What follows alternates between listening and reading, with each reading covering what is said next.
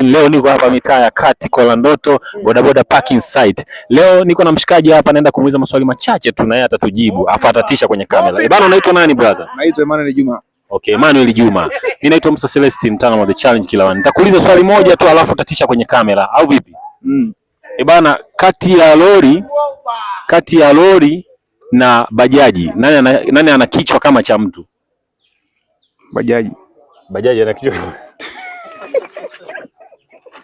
Sasa mbona mnacheka tena babu? Nimefurahi, looks kufurahi. Kwa bajaji ana kichwa kama cha mtu. Kwa nini umesema bajaji ana kichwa kama cha mtu?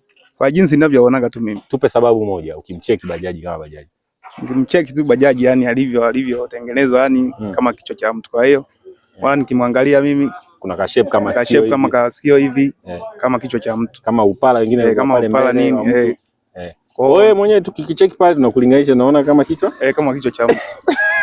Bado umetisha sana. Ambie pale kwenye kamera umetisha sana The Challenge. Umetisha sana ni challenge.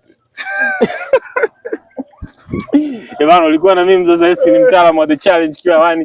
Bwana, ametisha sana jamaa, amejibu maswali vizuri sana. Endelea kuwa pamoja na sisi, subscribe hapo chini ili uendelee kupata clip zaidi. Asante sana bana.